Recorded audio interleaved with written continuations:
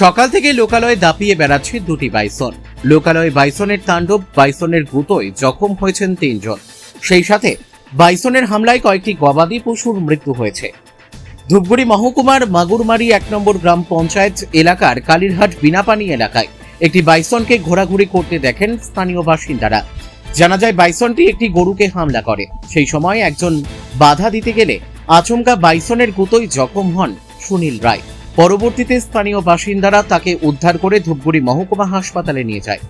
এদিকে পরবর্তীতে আরও একটি বাইসন সেখানে দেখা যায়। এরপর 6 বছরের এক শিশু। এদিকে সকাল থেকে লোকালয়ে বাইসনের ঘোরাঘুরিতে আতঙ্ক ছড়ায় এলাকায়। পাশাপাশি অনেকে বাইসন দেখতে ভিড় করেন।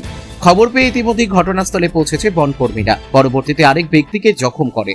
বন দপ্তরের গাড়িতে ওই ব্যক্তিকে ধূপগুড়ি মহকুমা হাসপাতালে নিয়ে আসা হয়। সাধারণ মানুষ যাতে কোনোভাবে বাইসনের কাছাকাছি না যায় তার জন্য সতর্ক করা হচ্ছে বন দপ্তরের পক্ষ থেকে। সেই সাথে বাইসন দুটির ওপর নজরদারির পাশাপাশি বাইসন দুটিকে জঙ্গলে ফেরানোর চেষ্টা চলছে। পার্শ্ববর্তী খট্টিমারি বা গধিয়ারকুটি জঙ্গল থেকে বাইসন দুটি লোকালয়ে চলে এসেছে বলে অনুমান। কি হয়েছে? বলছি কি সকাল থেকে তো বাইসন বেরিয়েছে। তো বেচারা গোপাল ঘোষ আমাদের পাশের বাড়ির জেঠু, তো উনি বাথরুমে ছিল। তারপরে পিছন দিকে এসে মেরে দিচ্ছে বাইসনটা। কটা বাইসন কোন এলাকায়? এটা হচ্ছে পশ্চিম মাগুরমারি পাইকের পাড়া বলে। কয়জন আহত হয়েছে এখন পর্যন্ত? এখন পর্যন্ত আমরা যেটা খবর পেলাম 3 জন। কটা বাইসন? 3টা বাইসন। তারপরে 2টো গরু একদম মেরে ফেলছে, আর ছাগল মারছে 3-4টা। ওখানে এখনো আছে ছাগল, গরুগুলো আছে।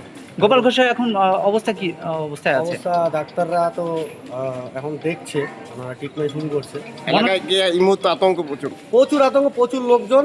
এবার কেউ বন দপ্তর পৌঁছেছে সেখানে? হ্যাঁ, বন দপ্তর পৌঁছেছে, আমি ফোন করেছিলাম, পৌঁছেছে। এখন ঠিক আছে আপাতত, কিন্তু বাইসনগুলি কি এখনো এলাকায় রয়েছে? এখনো এলাকাতেই আছে। আপনার নাম? আমরা কৃষ্ণগোপাল পাল। কি হয়েছে? আমি তো সকালবেলা ভেন্ডি কাটছি, ওইখানে ঘাস ছিলতে গেছি। তারপরে 2 ছেলে আমার বাড়ি থেকে আসতেছে, ভেন্ডি বাবা আমার কাছে গেছে। তারপরে একটু চিল্লা শুনছে, ওরা বাড়ির দিকে গেছে।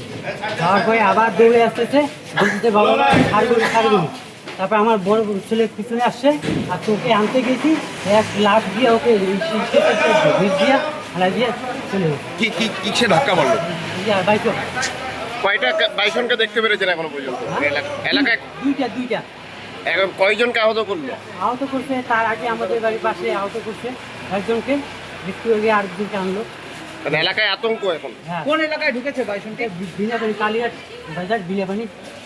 আপনার নাম? সুরজিৎ সরকার।